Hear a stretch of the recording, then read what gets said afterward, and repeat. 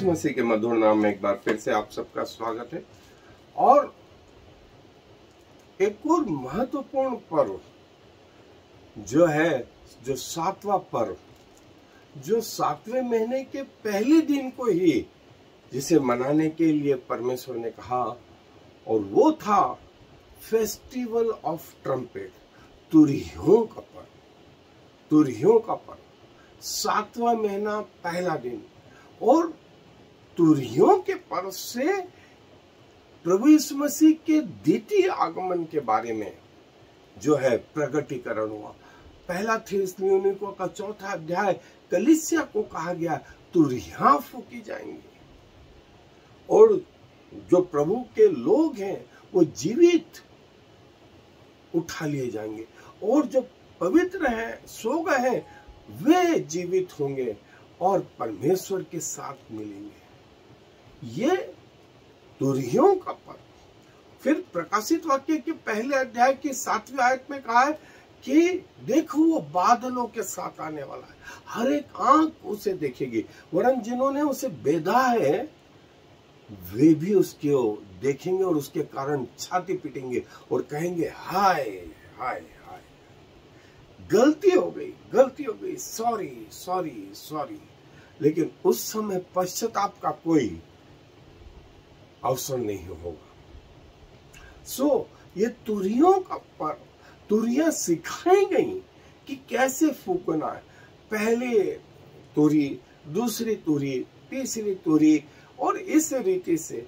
और इसका वर्णन लेवी व्यवस्था की पुस्तक उसके 23वें अध्याय के जो है 23वीं आयत में आया है। मैं आपके लिए वो हिस्सा पढ़ रहा हूं, और यहाँ यूं लिखा है, फिर यहोवा ने मूसा से कहा, इस्राएलियों से कहे कि 7वें महीने के पहले दिन को तुम्हारे लिए परम विश्राम हो, उसमें स्मरण दिलाने के लिए नरसिंगे फूके जाएं और एक पवित्र सभा इकट्ठी हो।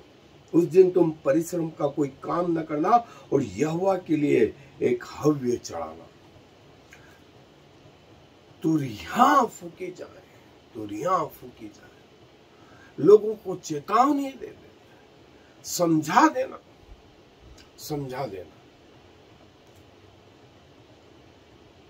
तुरहियों का पर्व प्रभु यीशु मसीह के द्वितीय आगमन को बताता है। फिर वो प्रायश्चित का पर्व जो इसे 7वें महीने के 10वें दिन को, जिसे डे ऑफ एटोनिमेंट या प्रायश्चित का पर्व कहा गया, वो प्रभु यीशु मसीह के उस महायाजकी इस स्थान को बताता है। और तीसरा पर्व इसी 7वें महीने के 15वें दिन को जो हमने देख चुके हैं, वो था तंबुओं का पर्व, कि पृथ्वी पर तुम्हारा जो स्थान है, समय, वो टेम्पररी, तुम्हारा परमानेंट घर वो स्वर्गीय स्थान है, स्वर्गीय स्थान है। देखिए, ये 3 पर्व प्रभु यीशु मसीह के द्वितीय आगमन को बताते हैं, द्वितीय आगमन को। और पहले के जो है 4 पर्व, जो पहले महीने के 14वें दिन को फसह का पर्व था, वो प्रभु यीशु मसीह की मृत्यु को बताता था। फिर उससे लगा हुआ 7 दिन का पर्व अख़मीरी रोटी का पर्व था, वो प्रभु यीशु मसीह की गाड़े जाने को बताता था। और 8वें दिन जो पहली उपज का पर्व था, वो प्रभु यीशु मसीह के पुनरुत्थान को बताता था। और उससे 7 सप्ताह बाद पेंतीकोस्त का पर्व जो है, वो पवित्र आत्मा कलीसिया को बताता था। ये पहले 4 पर्व का जो हिस्सा है, जो सांकेतिक सिग्नल है, वो तो हो चुके। अब ये दूसरा आगमन प्रभु यीशु मसीह का, ये बाकी के 3 पर्व का हिस्सा बाकी है। और देखें, दुनिया 2 हिस्सों में बढ़ चुकी थी। एक वो हिस्सा था जो प्रभु के प्रथम आगमन को भी नहीं मान रहा था। उनके नहीं मानने से प्रभु का प्रथम आगमन रुक गया क्या? नहीं रुका। प्रभु आए, अपने समय पर आए, और उनको इनकार करने वाले वे पढ़े लिखे लोग, महायाजक, शास्त्री, फरीसी, हेरोदेस राजा, ओहदे में राजा, पैसों में, समाज के लोगों ने प्रभु का इनकार कर दिया। क्या हुआ? प्रभु आए, प्रभु आए, प्रभु ने अपनी सेवा पूरी करी, प्रभु की योजनाएं पूरी हुई। और वैसे ही इस द्वितीय आगमन के लिए भी दुनिया दो हिस्सों में बटी हुई है। एक हिस्सा वो है जो प्रभु के द्वितीय आगमन पर भरोसा कर रहा है और अपने आप को तैयार कर रहा है, और एक हिस्सा वो है जो प्रभु के इस द्वितीय आगमन का इनकार कर रहा है और कोई तैयारी भी नहीं। और मैक्सिमम लोग, दुनिया के अधिकांश लोग इस दूसरे रास्ते पर है।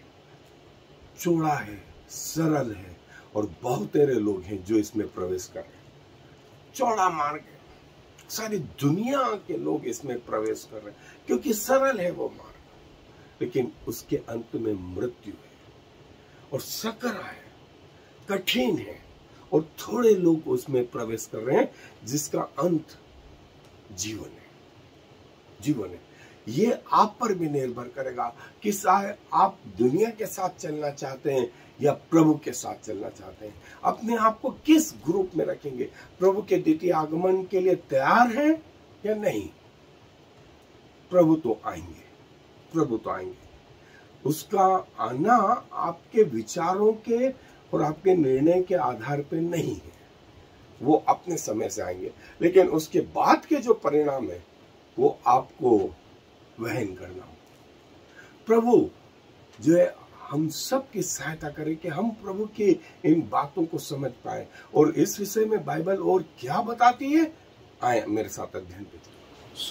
ये ट्रम्पेट, ये तुरियां फूकी जाएंगी, और तुरियों का फूकना कैसा होगा प्रभु ने मूसा को बताया और मूसा ने लोगों को बता दिया कैसे तुरी फूकी जाएगी। और देखें जो पहला थिस्सलुनीकियों में आया कि तुरी फूकी जाएगी, तुरी फूकी जाएगी, और प्रभु बादलों पर आएगा, और जो पवित्र लोग हैं उसके साथ उठा लिए जाएंगे।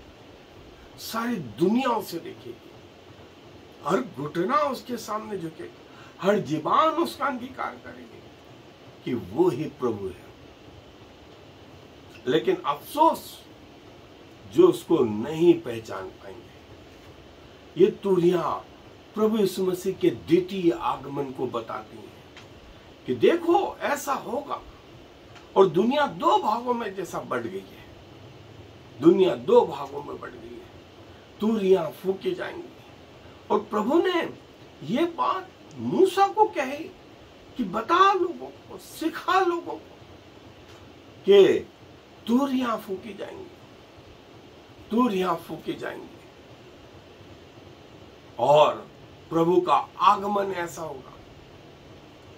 और अलग अलग समय में ये तुरियां, प्रकाशित वाक्य में भी जो है इन तुरियों के बारे में 7 स्वर्गदूतों ने 7 तुरियां फूकी, हर तुरी के साथ में एक विपत्ति जुड़ी हुई। हर विपत्ति में के पहले तुरियां फूकी गई। सो प्रभु ये बताता है। और पहला दिन 7वां महीना तुम्हारी महासभा हो और कोई कार्य मत करना, और परमेश्वर की तुरी फूकी जाए। लेवी व्यवस्था की पुस्तक में भी जो है ये तुरी फूकी जाए, प्रभु का स्मरण इसके द्वारा हो, और लोग तैयार हो। कई लोग इन तुरियों के कारण तैयार नहीं हुए, उन्होंने अपने जीवन गंवा दिए, और कई लोग तैयार हुए और उन्होंने अपने जीवन बचा लिए। देखें ये स्वर्ग में तुरियां, स्वर्गदूत तुरियां फूकेंगे, और प्रभु का द्वितीय आगमन होगा। हर आंख उसे देखेगी, चाहे वे पवित्र हो या ना हो। हर घुटना उसके आगे झुकेगा, चाहे वे प्रभु को जानते हो या नहीं जानते हो। हर जबान उसका अंगीकार करेगी। ये वो कंडीशन होगी। और जो पवित्र लोग हैं वे तो उठा लिए जाएंगे, और जो जीवित हैं वे जिंदा परमेश्वर के साथ उन बादलों पे होंगे। ये दिन आज भी हो सकता है, ये दिन आज का भी हो सकता है, आज भी ऐसा हो सकता है। सो लोग जो प्रभु के लोग हैं वे इन बातों को जानते हैं और इसके अनुसार अपने जीवन को तैयार किए। और कई लोग इसको नहीं जानते और सो तैयारियां भी नहीं है। ये 7 तुरहियां फूकी गई 8वें अध्याय से 11वें अध्याय के बीच में प्रकाशित वाक्य में, और हर विपत्ति इन तुरहियों के साथ जुड़ी हुई थी। सो आप चाहे तो पढ़ सकते हैं और देखें, वो बादलों पे आएगा, हर आंख उसे देखेगी, वरन जिन्होंने उसे बेधा था वे भी उसे देखेंगे, और पृथ्वी के सारे कुल उसके कारण छाती पीटेंगे। हाँ और आमीन, ऐसा लिखा। हाँ और आमीन, वो आएगा, वो आएगा, बादलों पर आएगा, हर आंख उसे देखेगी, हर आंख उसे देखेगी। प्रभु का दिन बिल्कुल नजदीक है। जैसा मैंने कहा, वो आज का भी दिन हो सकता है, वो आज का भी दिन हो सकता है, लेकिन आप कितने तैयार हैं, आप कितने तैयार हैं, ये महत्वपूर्ण रहेगा, ये महत्वपूर्ण रहेगा। कई लोग तैयार हैं और कई लोग नहीं है तैयार। प्रभु का जैसा प्रथम आगमन हुआ था, कई लोग तैयार थे और कई लोग नहीं तैयार थे, लेकिन प्रभु का आगमन तो हुआ, प्रभु का पहला आगमन हुआ, वैसे ही प्रभु का द्वितीय आगमन भी होगा, प्रभु का द्वितीय आगमन भी होगा। तैयार रहें, तैयार रहें। रोज होसाना, ये इजरायली लोग आज भी 7वें महीने का पहला दिन, तुरहियों का त्योहार, तुरहियों का त्योहार, और प्रभु चाहता है कि उसके लोग भी तैयार रहें प्रभु के द्वितीय आगमन में। सो प्रभु अपने वचन पर आशीष दे।